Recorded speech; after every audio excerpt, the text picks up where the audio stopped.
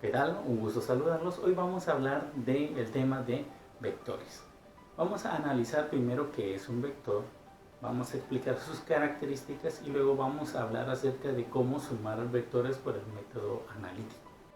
Una magnitud es una propiedad física que puede ser medida. Por ejemplo, hablaríamos de la fuerza, de la velocidad, de la aceleración, de la longitud, de la temperatura. Sin embargo, tenemos que comprender que no todas las propiedades pueden ser representadas de la misma forma. En esta situación, tendremos que clasificar las unidades o las magnitudes en dos categorías. Primero las magnitudes escalares y luego las magnitudes vectoriales. Cuando hablamos de una magnitud escalar, es un número que representa una propiedad física. A esta cantidad le vamos a llamar magnitud o módulo.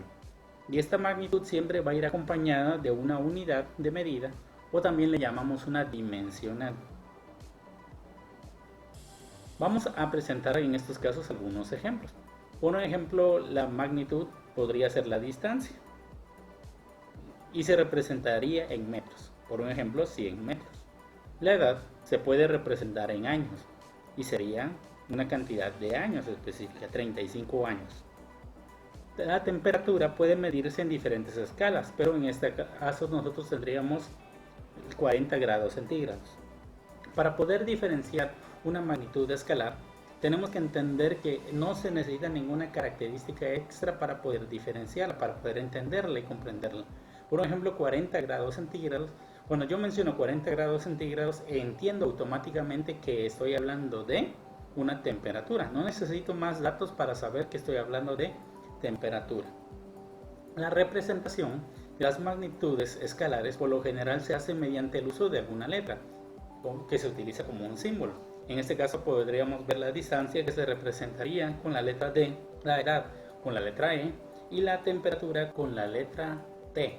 La representación de una magnitud vectorial se da a través del uso de una letra, pero encima de esta vamos a colocar una flecha de forma horizontal, ya que la dirección y el sentido de cualquier magnitud vectorial puede ser aleatoria. Por eso es importante que indiquemos por medio de una flecha que esa unidad es un vector. Para un ejemplo vamos a utilizar la letra V para velocidad y vamos a colocar en este caso la flechita en la parte de arriba. Y para la fuerza vamos a utilizar la letra F y vamos a colocar una flechita en la parte de arriba. Antes de trabajar vectores debemos recordar los puntos cardinales al momento de trabajar con vectores, ya que debemos aprender a utilizar la dirección y el sentido al momento de trabajar con ellos. Vamos a iniciar con un punto de origen, el cual es el centro de nuestro plano cardinal, y desde ese punto de referencia para arriba vamos a encontrar el norte, hacia abajo vamos a encontrar el sur, a la izquierda vamos a encontrar el oeste y a la derecha vamos a encontrar el este. Entre estos cuatro puntos cardinales encontraremos el noreste, el sureste, el suroeste y el noroeste. Cuando se trabaja un vector es importante identificar su magnitud, su dirección y su sentido, ya que se debe trabajar en dos formatos, uno el formato escrito y otro el formato gráfico. En el formato escrito se va a utilizar para explicar un problema, se va a indicar siempre con la magnitud, luego con la dirección y su sentido. Ahora, la manera gráfica, que es la que nos interesa, vamos a representar la magnitud con un segmento de recta. Y ese segmento de recta debe terminar con una flecha.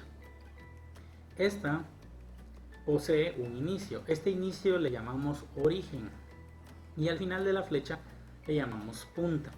La dirección indicada del vector está indicada con un ángulo que se traza. Recordemos que un ángulo es el espacio ubicado dentro de un vértice, es decir, el espacio que se encuentra entre dos líneas que se intersectan.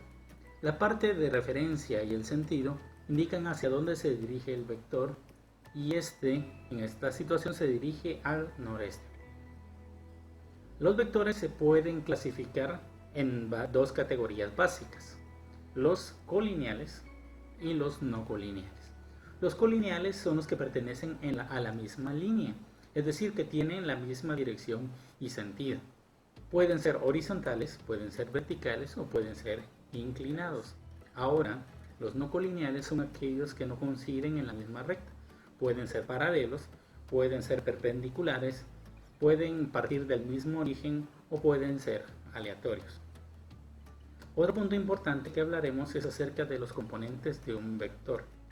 En todo vector se puede trazar un triángulo rectángulo imaginario y a partir de su origen o inicio vamos a trazar un plano cartesiano imaginario, teniendo en esta situación un eje horizontal conocido como X y un eje vertical conocido como Y.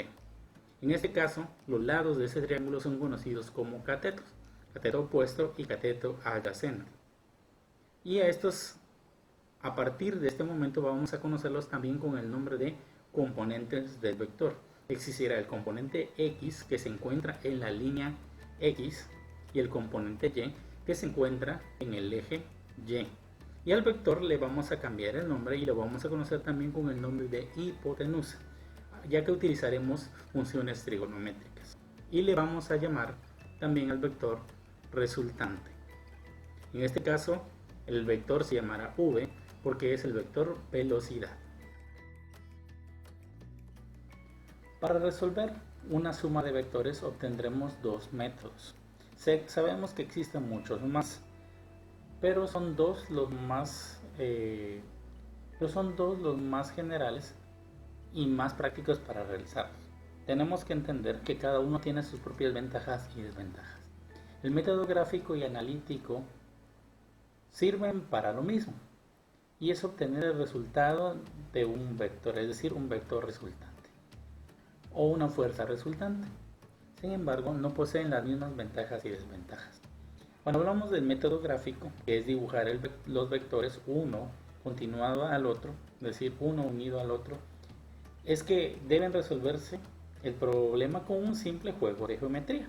Sencillamente tomamos nuestro juego de geometría y resolvemos el problema.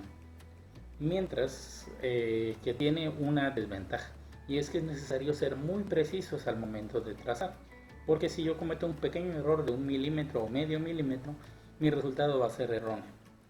Debo manejar muy bien el uso de escalas para poder ampliar o disminuir mis vectores y trabajar de manera correcta, sin errores. Por eso es una desventaja clara del método gráfico, aunque es mucho más fácil de trabajar que cualquier otro método. Ahora, en el método analítico tenemos la desventaja de que el procedimiento es mucho más largo, ahí se van a dar cuenta. Y algunas veces puede ser un poco tedioso y largo ese procedimiento, pero tiene una ventaja, que es mucho más preciso que cualquier otro. No hay otro método más preciso y en algunas ocasiones pues es recomendable resolverlo por el método gráfico y por el método analítico para poder obtener un resultado claro. El método gráfico nos va a dar una intención de cómo es el vector. El método analítico nos va a permitir determinar sus componentes y su módulo de una manera más efectiva.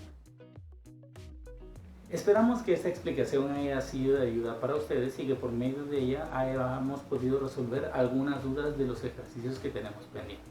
Así que nos vemos en una próxima clase.